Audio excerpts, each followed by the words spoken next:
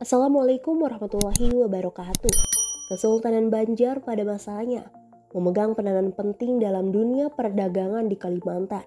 Para pedagang dari berbagai bangsa, termasuk bangsa Eropa, singgah di Banjar. Para pedagang Banjar juga memiliki rute perdagangan yang luas, meliputi semenanjung Malaysia, Brunei, Thailand, dan Filipina di utara. Sementara itu, rute pelayaran di selatan meliputi Nusa Tenggara, Jawa, Bali hingga Australia. Lada cengkih dan juga karet menjadi komoditas dagang andalan bagi para pedagang Banjar. 3 komoditas perdagangan yang banyak dicari dan juga dibutuhkan oleh berbagai bangsa di dunia.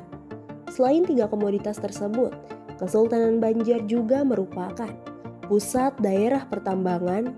Barang pertambangan tersebut di antaranya batu bara dan juga emas. Praktik perdagangan tidak hanya dilakukan oleh rakyat biasa. Tidak sedikit keluarga bangsawan Banjar juga terlibat dalam perdagangan. Kegiatan perdagangan di Banjar juga didukung dengan majunya industri pembuatan kapal di Banjar. Mereka membuat kapal dagang dari kayu ulin yang digunakan untuk memasarkan berbagai komoditas dagang asal dari Banjar. Perdagangan di Kesultanan Banjar mencapai puncak keemasannya pada abad ke-17. Para pedagang dari berbagai bangsa seperti Arab, Cina, India, Portugis, Inggris, dan juga Belanda. VOC misalnya, salah satu perusahaan dagang Belanda yang datang pada tahun 1607 yang sangat berhasrat untuk memonopoli perdagangan di Kesultanan Banjar. Dalam sejarahnya, sejumlah daerah penghasil utama rempah seperti Banten, Makassar, Palembang, hingga Jambi yang telah berhasil dikuasai oleh VOC. Puncaknya pada abad ke-19 ketika VOC telah bubar. Belanda berhasil memonopoli perdagangan Kesultanan Banjar. Belanda mengeluarkan sejumlah aturan yang merugikan bagi para pedagang Banjar. Aturan Belanda tidak hanya menyangkut masalah barang-barang yang diperdagangkan, akan tetapi berkaitan dengan jalur perdagangan yang harus dilewati oleh para pedagang, penentuan nilai tukar barang yang diperdagangkan, sumber atau asal tempat daerah dari barang yang didatangkan, serta izin dan juga prosedur perdagangan yang dikeluarkan, ungkap Hendraswati dan juga Zulfa Jamali dalam Pedagang dan Gerakan Perlawanan terhadap Kolonial Belanda pada masa Perang Banjar. Aturan semena-mena itu berlaku untuk semua pedagang, baik untuk sesama kerajaan Islam maupun kepada para pedagang asing asal Inggris, Cina, Arab, dan juga India. Belanda juga membuat peraturan yang sangat merugikan rakyat Banjar. Para pedagang Banjar dipaksa untuk patuh terhadap peraturan dagang yang dibuat oleh Belanda. Belanda mengatur harga beli dan kewajiban pedagang untuk menjual komoditas tertentu hanya kepada Belanda. Sebaliknya, para pedagang Banjar juga harus membeli komoditi tertentu kepada Belanda dengan harga yang telah ditetapkan oleh Belanda, ujar Hendraswati. Penguasaan tanah Banjar, monopoli perdagangan, politik pecah belah hingga penghapusan Kesultanan Banjar merupakan tindakan keji dari Belanda yang memanti kemarahan rakyat Banjar.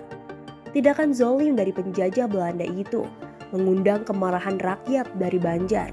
Rakyat Banjar yang kebanyakan berprofesi sebagai pedagang bersatu dalam Perang Banjar pada tahun 1859 hingga 1905. Perang Banjar menjadi periode yang sangat penting bagi kelompok pedagang di Banjar dengan berbagai latar belakang, dan diantaranya juga ada dari kalangan bangsawan, bahkan Sultan Banjar sendiri, untuk menunjukkan kekuatan dan perlawanan mereka terhadap kolonialisme Belanda, jelas Hendraswati.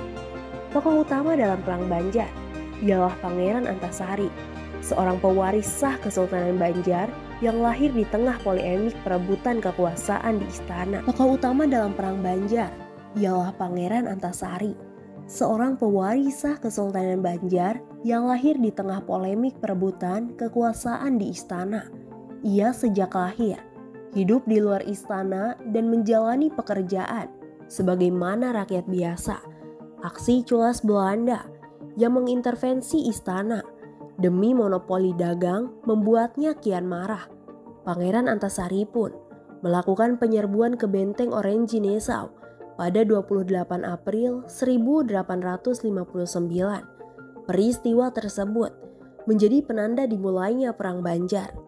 Keberanian Pangeran Antasari membuat rakyat dan ulama mendaulatnya menjadi Sultan Banjar. Ia dilantik selama periode Perang Gerilya, tepatnya pada 14 Maret 1862. Aksi heroik Pangeran Antasari dalam memimpin perlawanan terhadap Belanda diikuti oleh para ulama. Haji Nasrun dan Kiai Demang Leman misalnya. Ia memimpin penyerangan terhadap Belanda di Martapura pada 30 Juni 1859.